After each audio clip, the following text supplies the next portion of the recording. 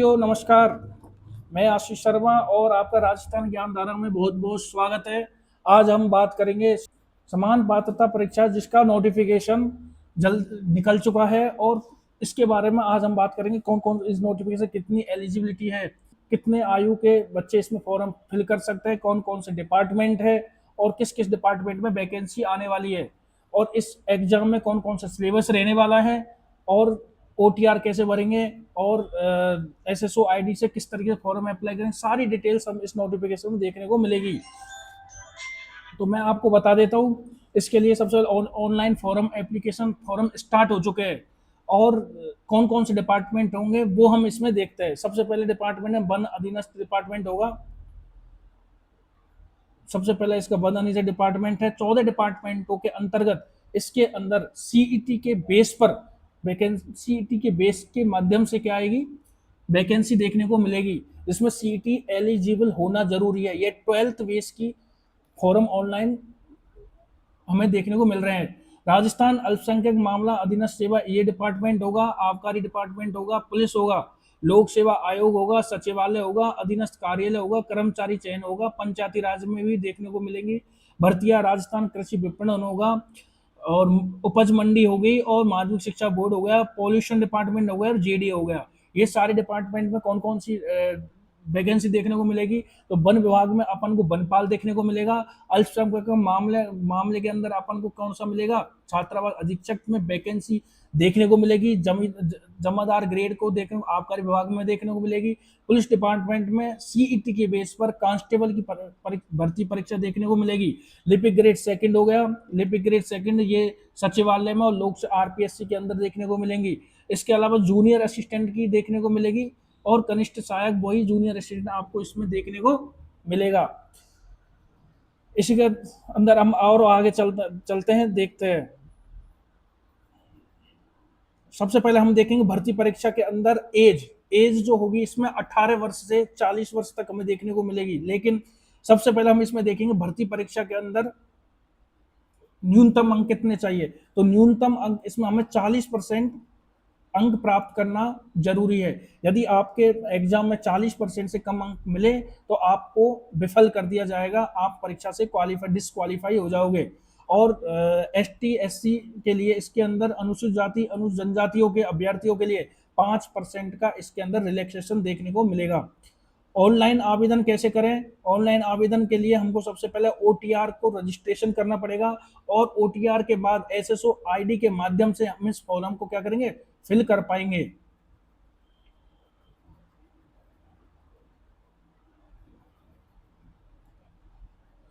OTR के माध्यम से ऑनलाइन फॉर्म को क्या कर पाएंगे, फिल कर पाएंगे। इसके बाद नेक्स्ट हम देखते हैं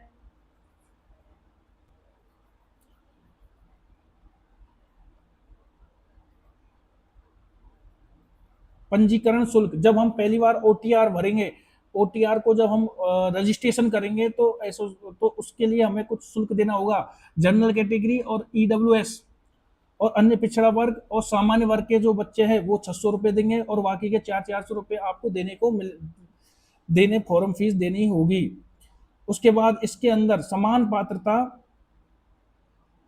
पात्रता जो सेकेंडरी स्तर की है, इसमें जो पद है और कौन कौन से डिपार्टमेंट पाएंगे वो हम इसमें से ये देख सकते हैं, जिसका हमने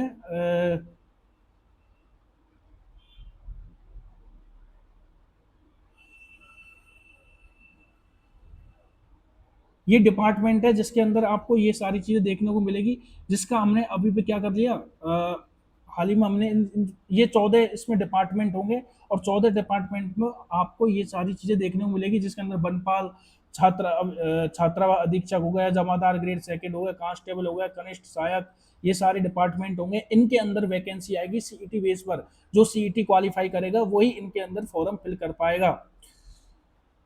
और हम इसमें नेक्स्ट आगे चलते हैं। आगे इसमें और भी चीजें देखने को मिलेंगी, क्या क्या देखने को मिलता है देखते हैं। भूतपूर्व सैनिकों के लिए एज रिलैक्सेशन आपको देखने को मिलेगा। उत्कृष्ट खिलाड़ियों के बारे में इसमें बात की गई है और एक्स्ट्रा और हमारे लिए जो काम की चीजें हम उन्हीं उन्हीं उन्हीं को इसमें डिस्कशन करेंगे।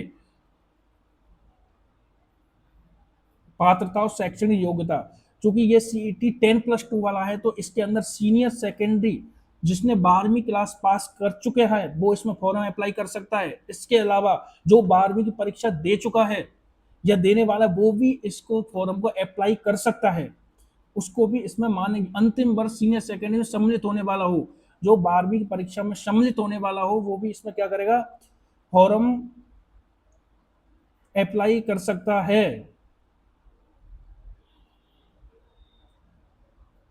इसके अलावा और भी क्या क्या चीज चाहिए, एलिजिबिलिटी, आयु पर हम बात करते हैं। सबसे इंपॉर्टेंट है आयु, एज।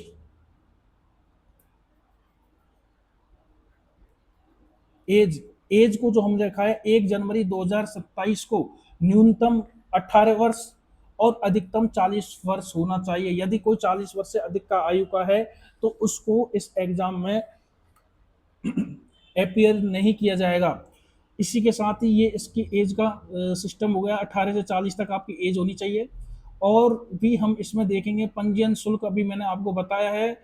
आवेदन की तिथि जो इम्पोर्टेंट है सबसे ज्यादा इस नोटिफिकेशन में, ओटीआर भरने के बाद, ओटीआर आप कब तक भर सकते हो, तो 24/6/2026, 24 जून से इसके फॉर्म अप्लाई हो चुके हैं, फॉर्म भरना स्टार्ट हो चुके हैं। और 23 जुलाई 2026 को रात 11:59 तक आप इसके क्या करेंगे, फॉर्म भर सकते हैं। 23:59 तक आप क्या करोगे, फॉर्म भर सकते हो। तो 24 तारीख से, 24 जून से 23 जुलाई तक इसके फॉर्म की डेट है। लास्ट डेट का इंतजार नहीं करना है, फॉर्म जितना जल्दी हो सके टाइमली भर लीजिए।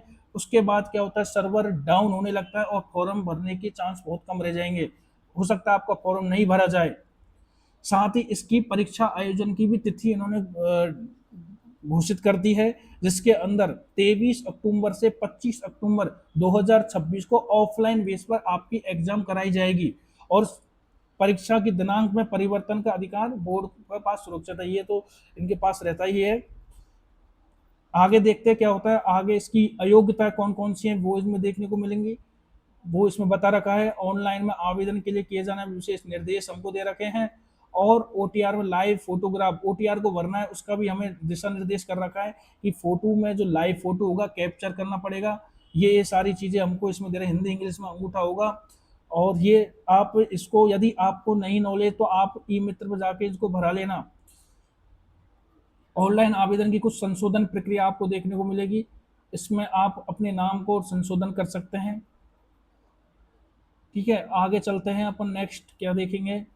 नेक्स्ट में इसमें अपन को देखने को मिला ऑनलाइन प्रत्याहार, छोड़िए इसको, छोड़िए, आगे नेक्स्ट चलते ही है। अब अपने काम की जो सबसे इंपॉर्टेंट चीज है वो है समान पात्र सीईटी के अंदर सिलेबस। सिलेबस बहुत ही ज्यादा इंपॉर्टेंट है, क्योंकि जिस भी हम एग्जाम की तैयारी करें उसका हमारे पास सिलेबस होना जरूरी है। तो सबसे इंपॉर्टेंट, प्रश्नों की संख्या टोटल इसमें 120 क्वेश्चन आपको देखने को मिलेंगे, कुल अंक इसके 240 होंगे और 2.5 घंटे का आपको टाइम एग्जाम के अंदर एग्जाम में सॉल्यूशन करने को मिलेगा। इसके अंदर सिलेबस में क्या क्या है, तो राजस्थान का इतिहास आपको देखने को मिलेगा, राजस्थान की कला और संस्कृति आपको देखने को मिलेगी, भारत का भूगोल है, राजस्थान का भूगोल है, राजस्थान के विशेष संदर्भ में जातीय संदर्भ, भारतीय राजनीतिक व्यवस्था है, राजस्थान की अर्थव्यवस्था हो गई, दैनिक विज्ञान, डेली साइंस का इसमें सिलेबस में दे रखा है, तार्किक रीजनिंग आपको दे रखी है, गणित मैथमेटिक्स दे रखी है, समसामयिक की करंट अफेयर भी आपको इस क्वेश्चन इस एग्जाम में देखने को मिलेगा। जन स्वास्थ्य, ये सबसे नया टॉपिक है, ये नया टॉपिक इसमें ऐड किया गया है। कंप्यूटर की जानकारी और सामान्य हिंदी, ये सारे विषय आपको इसमें देखने को मिलेंगे। दूसरा, आपके जो एग्जाम होगा वो बहुविकल्पीय होगा और उत्तर के नेगेटिव मार्किंग इसमें 1/3 नेगेटिव मार्किंग आपको देखने को मिलेगी। कहने का मतलब ये एग्जाम आपको इतना आसान नहीं होने वाला है, ये एक टफ एग्जाम देखने को मिलेगा। इसमें आपको अच्छा कंपटीशन देखने को मिल सकता है, इसकी तैयारी आप जबरदस्त करनी ही होगी आपके लिए।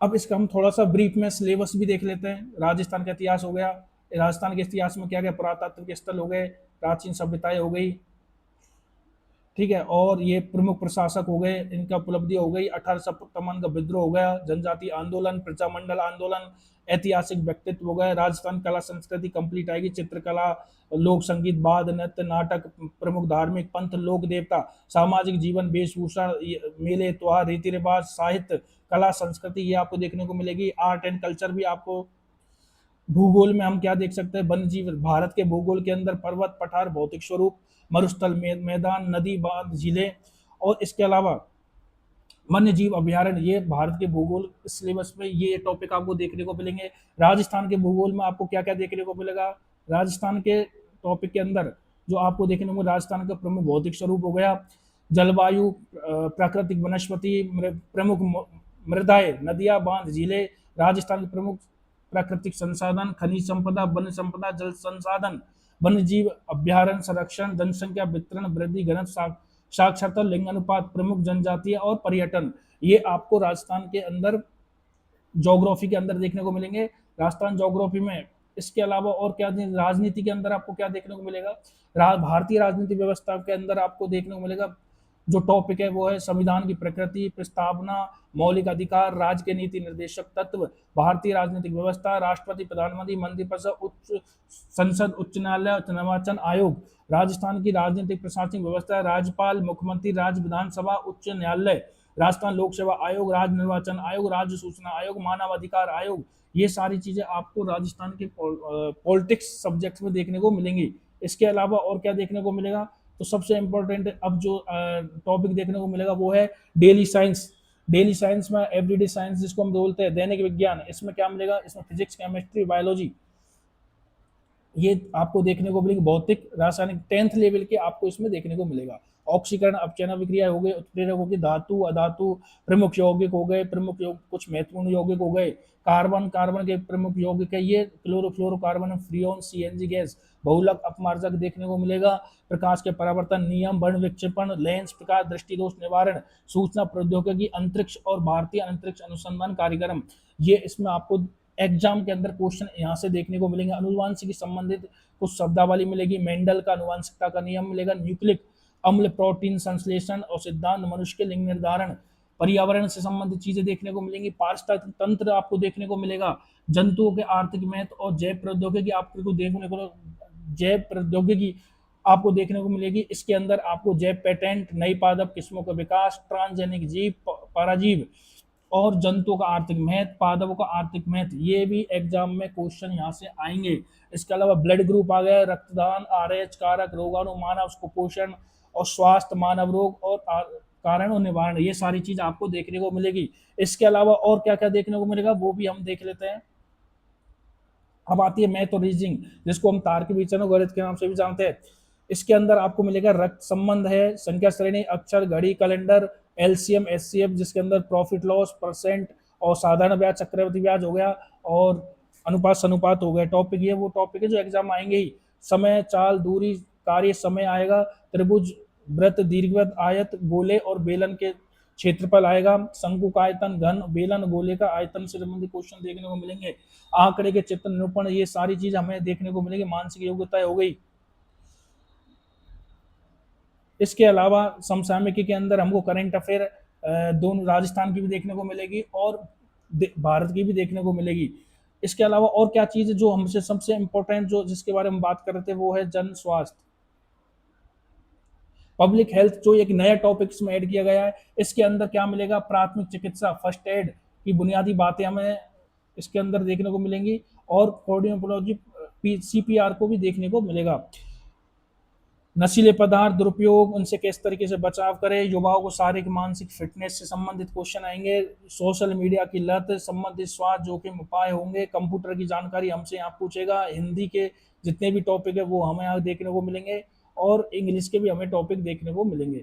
इंग्लिश कंप्लीट ग्रामर देखने को मिलेगी, word and synonyms, one word substitution और knowledge of return official, demi official formal, ये सारे टॉपिक जो हमने बात की है इस एग्जाम में सीईटी में आपको देखने को मिलेगा। इसका मतलब टोटल कुल मिला के बात यह है कि सीईटी का नोटिफिकेशन 12th लेवल का आ चुका है, सिलेबस की आपको ब्रीफ में जानकारी दे दी है। अब आप अपनी तैयारी को कंप्लीट कमर कस लीजिए और 3 महीने आपको इस एग्जाम के लिए दिए गए हैं, इसलिए पूरी मेहनत के साथ आपको इस एग्जाम को क्वालिफाई करना है ताकि इसके बाद जो 14 डिपार्टमेंटों में जो पोस्ट आएंगी उन पर आप एग्जाम दे सके और अपना फ्यूचर सेव कर सकिए। बहुत बहुत धन्यवाद। जय भारत, जय हिंद।